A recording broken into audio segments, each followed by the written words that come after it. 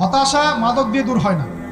হতাশা দূর হবে, বলে দিব, তিনটা জিনিস, মাত্র তিনটা। কয়টা ভাই? এক, 5 ওয়াক্ত নামাজ। এক কি? নামাজে আপনি অজু করে সেজদা দেন, ইনশাল্লাহ আপনার মনে প্রশান্তি না আসলে আমাকে এসে বলেন যে আসে না। চোখের পানি, মনের আবেগ যা আছে আপনার ভিতরে, কষ্ট, দুঃখ, যন্ত্রণা, সব আল্লাহকে ঢেলে দিবেন ইনশাল্লাহ। নিজের আবেগ ধরে রাখবেন এখানে, আপনি আল্লাহর জন্য ঢেলে দিবেন। মানুষকে আবেগ দেখা কি লাভ? মানুষ আপনার চোখের পানির মর্ম বুঝবে? মানুষ কি মানুষের চোখের পানির মর্ম বুঝে? আপনার পিতা যদি মারা যায়, আমার কাছে এসে দোয়া চান কান্নাকাটি করে, আমি দোয়া করতে পারবো, কিন্তু আমি কিন্তু আপনার ফিলিংসটা বুঝতে পারবো না। আপনার অনুভূতি কে বুঝতে পারবেন? আল্লাহ পাক আপনার ঘাড়ের রগের চেয়েও কাছে আছে। সুবহান সুবহান, আল্লাহ পাক ঘাড়ের রগের চেয়ে কাছে আছে। গতকালকে বাংলাদেশের একজন বরেণ্য আলেমের সাথে একটা কনফারেন্সে ছিলাম। উনি বলছিলেন যে এক ব্যক্তি, এটা শোনেন, এক ব্যক্তি খুব তার শখ যে তিনি সাহাবীদের মতো নামাজ পড়া শিখবেন। কথা বুঝতে পারছেন? সাহাবীদের মতো নামাজ শিখবেন। তো একজন বরেণ্য আলেমের কাছে এসেছেন, এসে বলছেন যে আমাকে সাহাবীদের মতো নামাজ শিখিয়ে দেন। তখন সেই আলেম আরেকজন আলেমের সন্ধান দিয়েছেন, যা তুমি তার কাছে যাও, তিনি শেখাবেন। তো সেই ব্যক্তি একটু অবাক হয়েছেন, কারণ যাকে প্রশ্ন করেছিলেন তিনি অনেক বড় মুহাদ্দিস, আর যার কাছে পাঠানো হচ্ছে তিনি অত বড় মুহাদ্দিস নন, কিন্তু আবেদ, আমল করেন। তাকে গিয়ে বলছেন উনি আমাকে পাঠিয়েছেন সাহাবীওয়ালা নামাজ শিখিয়ে দেন। তখন তিনি বলছেন ঠিক আছে, সুন্দর করে অজু করে আসো, সুন্দর করে অজু করে আসো। অজু করার সময় খালি খেয়াল রাখবা যে আমি অজু করছি শুধু আল্লাহর সন্তুষ্টির জন্য। কি খেয়াল রাখবেন? অজু করছি শুধু আল্লাহকে রাজি খুশি করার জন্য অজু করছে, আর কোনো উদ্দেশ্য নাই আমার। অজু করতে যাচ্ছে, তিনি আবার বলছেন দাঁড়াও, শুধু আল্লাহকে রাজি খুশি করার জন্য অজু করো। আবার শুরু করছেন, আবার বলছেন শোনো, শুধু আল্লাহকে রাজি খুশি করার জন্য অজু করো। এভাবে বলতেই আছেন। নামাজে দাঁড়িয়েছেন, দাঁড়ানোর আগে বলছেন শোনো, শুধু আল্লাহকে রাজি খুশি করার জন্য নামাজ পড়ো। বলতেই আছেন। এক পর্যায়ে সে ব্যক্তি নামাজ শুরু করলো। নামাজে মনোযোগ এদিক ওদিকে যায়, আর তার মাথায় এটা আসে, এই শুধু আল্লাহকে রাজি খুশি করার জন্য আমাকে নামাজ পড়তে হবে, শুধু আল্লাহকে রাজি খুশি করার জন্য নামাজ পড়তে হবে। এই চিন্তা তার মনের মধ্যে ঘুরপাক খাচ্ছে। এভাবে নামাজটা সে শেষ করে চিন্তা করছে যে নামাজ তো পুরোপুরি মনোযোগ দিতে পারলাম না। বারবার মাথার মধ্যে এরকম চিন্তা আসছে, আল্লাহ আমাকে তুমি মাফ করে দাও, নামাজটা আমার মনে হলো না ঠিক মতো। তখন সে ফিরে এসে তার সে ওস্তাদকে বলছেন আমার তো নামাজ এরকম করে পড়লাম, কিন্তু শেষমেশ মনে হলো যে নামাজটা হয়তো কবুল হয় নাই, আল্লাহর কাছে খুব মাফ চাইলাম, আল্লাহ আমাকে মাফ করে দাও, নামাজটা মনে হলো না। তখন সেই যে প্রথম ব্যক্তি যিনি পাঠিয়েছেন তিনি বলছেন এটাই হলো সাহাবীওয়ালা নামাজ। তারা আল্লাহকে রাজি খুশি করার জন্য নামাজ পড়তেন, নামাজ শেষ করে আল্লাহর কাছে ইস্তেগফার করতেন, আল্লাহ কিছুই হলো না, কিছুই হলো না। আমার কথা কি বুঝতে পারছেন? অতএব আল্লাহকে রাজি খুশি করার জন্যে আপনি আপনার আবেগ, আপনার ইবাদত সব ফেলে দিবেন, অন্য কারো কাছে কিছু পাওয়ার আশা করবেন। আমাকে আল্লাহ পাঠিয়েছেন দুনিয়াতে নামাজ পড়তে, রোজা রাখতে, দিনের প্রচার করতে, দিনের জ্ঞান অর্জন করতে, এই তো। তা আমি একজন মেয়ের জন্য জীবন নষ্ট করে দিব কেন? আমি তাহলে আল্লাহর কাছে কি মুখ দেখাবো, আর নবীর কাছে কি মুখ দেখাবো? ওখানে গিয়ে বলবো আল্লাহ আমি আমার অমুক প্রেমিকার জন্য আশেক হয়ে একদম জীবন দিয়ে দিয়েছি, আত্মহত্যা করেছি।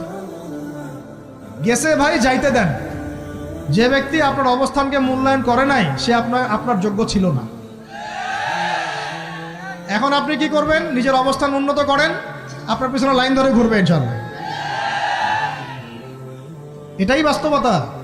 দুনিয়া খুব খারাপ জিনিস। মানুষের অবস্থানকে মূল্যায়ন করে, মানুষের অবস্থানকেই মূল্যায়ন করে, কিন্তু আল্লাহ রাব্বুল আলামিন আপনাকে সর্বাবস্থায় ভালোবাসেন। আলহামদুলিল্লাহ। এই যে আমরা এখন অনেক পাপ করছি না, আল্লাহ কি আমাদেরকে আযাব দিয়ে ধ্বংস করে দিয়েছেন? আল্লাহ পাক এখনো আমাদেরকে ভালোবাসেন, রহম করেন, আল্লাহ পাক অপেক্ষা করছেন কখন তওবা করবে, আমি তওবা কবুল করব। এই কখন আমার বান্দা খালি একবার বলে আস্তাগফিরুল্লাহ, আল্লাহ পাক সাথে সাথে মাফ করে দেবেন। আর সেই আল্লাহকে ভুলে আপনি কার পিছনে ছুটছেন? আমরা কিন্তু নিয়াত করতে পারি ভাই যে আমরা যারা ওয়াজ শুনলাম জীবনে কোনোদিন সিগারেটে হাত দিব না ইনশাআল্লাহ। রাজি আছি ভাই? অন্য বড় বড় জিনিস তো বহুত দূরের কথা। আচ্ছা, অনেকে রাজি হয় নাই কেন? আপনারা কি অলরেডি আসক্ত? আমি অনেক ভাইকে দেখেছি মাশাআল্লাহ ইফতার খুলেই একদম বেনসন টানা শুরু করে। হ্যাঁ, এটা যে হারাম আপনাদের কেউ ওয়াজ করে শোনায় নাই? এটাকে কি মনে করেন আপনারা, হারাম না হালাল? কেউ বলেছে মাকরু, নাকি মাকরু ফতোয়া দিয়েছে? মাকরুহ শব্দের অর্থ জানেন আপনি? মাকরুহ শব্দের অর্থ কি শোনেন। সূরা বনী ইসরাঈল খুলবেন। কোন সূরা? সূরা বনী ইসরাঈল আল্লাহ পাক বলছেন, আমি বনু ইসরাইলকে এই কাজগুলো করতে নিষেধ করেছেন। কোন কোন কাজ? জেনা করো না, জেনার ধার কাছে যেও না, এতিমের মাল আত্মসাৎ করো না, শিরিক করো না ইত্যাদি। যারা আলেম আছেন তারা আমার কথা বুঝবেন। এই কাজগুলোর পরে আল্লাহ পাক বলছেন যে এই প্রত্যেকটা কাজ আল্লাহর কাছে মাকরুহ, অপছন্দের। কিসের? অপছন্দ। আর এটাকে আপনি সহজ মনে করছেন? নিয়াত করি আল্লাহ পাকের সন্তুষ্টির জন্য আমরা কোনোদিনও মাদকের সাথে সম্পৃক্ত হব না ইনশাআল্লাহ। আর বিশ্বাস করেন, শুধুমাত্র মাদকদ্রব্য নিয়ন্ত্রণ অধিদপ্তর এই আইন কানুন এগুলো দিয়ে, জরিমানা দিয়ে মানুষকে মাদক ছাড়ানো যাচ্ছে না, যাবে না। কেন যাবে না এটা আপনারা খুব ভালো করেই জানেন, আমি বলতে চাচ্ছি না। অনেক সময় মাদক বিরোধী কনসার্ট করে মানুষ, মাদক বিরোধী কনসার্টে ওঠার আগে এক বোতল ডাইল খেয়ে আসে আগে। এগুলো কি বাস্তব কথা বলছি না অবাস্তব কথা বলছি? আমাদের যুবক ভাইরা কোশ্চিনকালেও মাদকের ধার কাছে যাবেন না ইনশাআল্লাহ। একটা হাদিস খালি মনে রাখেন, এই হাদিসটা মনে রাখেন। নবী সাল্লাল্লাহু আলাইহি ওয়াসাল্লাম বলেছেন, কেউ যদি মাদকদ্রব্য সেবন করে তার 40 দিনের নামাজ কবুল হবে না।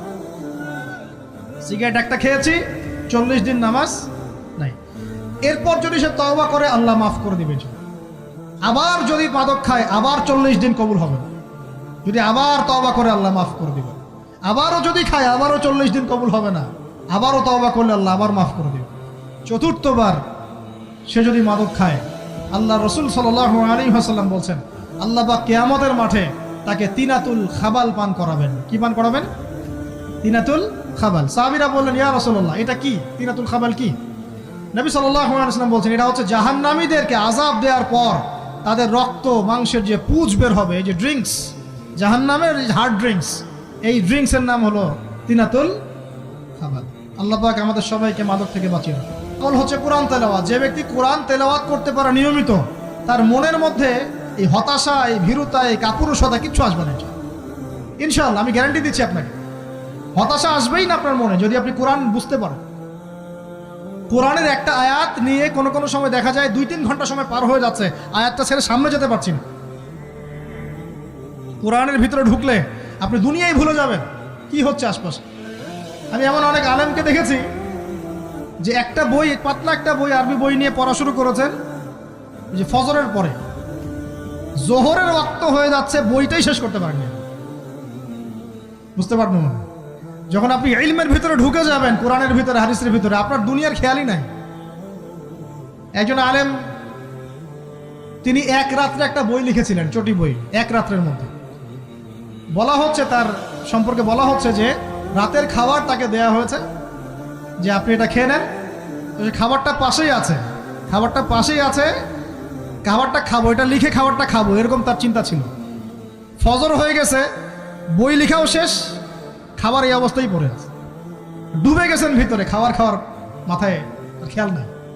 এরকম হয়। একজন মনীষী, বিখ্যাত মনীষী, রিয়াদুস সালেহীন কিতাবের রাইটার, সংকলক আল্লামা নববী রাহিমাহুল্লাহ, এরকম সারা রাত চলে গেছে, পাশে 2টা খেজুর, ওই 2টা খেজুর খাওয়ারই সময় পান।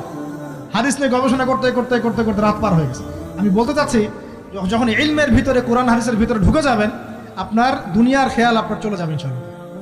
এই টেনশন, হতাশা, এই সেই বাদ, তখনই আল্লাহ পাক আপনাকে তার পক্ষ থেকে রহমত দিবেন, বরকত দিবেন। আল্লাহ আপনার দুনিয়ার কাজগুলো করে দিবেন ইনশাআল্লাহ। তখন দেখবেন কেউ আপনার দুনিয়ার ওই কাজটা করে দিয়েছে, কেউ ওই কাজটা করে দিয়েছে, কেউ বাসায় খাবার পাঠিয়ে দিয়েছে, আল্লাহ পাকই এগুলো করাই দিবেন ইনশাআল্লাহ। তো প্রিয় ভাইরা, মাদকে যাব না আল্লাহর কাছে আসবো? 2 নাম্বার কোরআন তেলাওয়াত, 3 নাম্বার আল্লাহর জিকির। 3 নাম্বার কি ভাই? আল্লাহর জিকির। চলতে ফিরতে সব সময় মুখ চলতে থাকবে, মুখ না চললেও মনে মনে মন তাজা থাকবে, মনে মনে জিকির হতে থাকবে। মনে মনে জিকির করতে পারেন? মুখ নড়বে না, কিন্তু মনে মনে আপনার একটা জিকির হতে থাকবে, সুবহানাল্লাহ, আলহামদুলিল্লাহ, লা ইলাহা ইল্লাল্লাহ, আল্লাহু আকবার। করা যাবে? পারে। মানুষের মন কখনো চুপ করে থাকে না, কিন্তু মানুষের মন অলওয়েজ কিছু না কিছু চিন্তা করতে থাকে না, যতক্ষণ না ঘুমায় মানুষ। তো প্রিয় ভাইরা, বেশি বেশি জিকির করবো, সুবহানাল্লাহ, আলহামদুলিল্লাহ, লা ইলাহা ইল্লাল্লাহ, আল্লাহু আকবার, লা হাওলা ওয়ালা কুওয়াতা ইল্লা বিল্লাহ, এগুলো চলতে থাকবে। আল্লাহ পাক তৌফিক দান করুন। আমরা আমাদের সমাজে যুবকদেরকে এরকম টিকটকে দেখছি, অনলাইনে আসক্ত দেখছি, জেনায় আসক্ত দেখছি, পর্নোগ্রাফিতে আসক্ত দেখছি। আমরা দেখছি আমাদের যুব সমাজকে মাদকে আসক্ত, কিশোর গ্যাংয়ে আসক্ত। এইগুলো কি আমাদের কাম্য ছিল ভাই? আমাদের কাম্য ছিল? এই অবস্থায় কি যুব সমাজ আল্লাহ পাকের দ্বীনের পতাকা হাতে নিয়ে আল্লাহর জমিনে দিন কায়েম করতে পারবে কিনা একটু আমাকে উত্তর দেন দেখি। এখন এই অবস্থায় পারবে?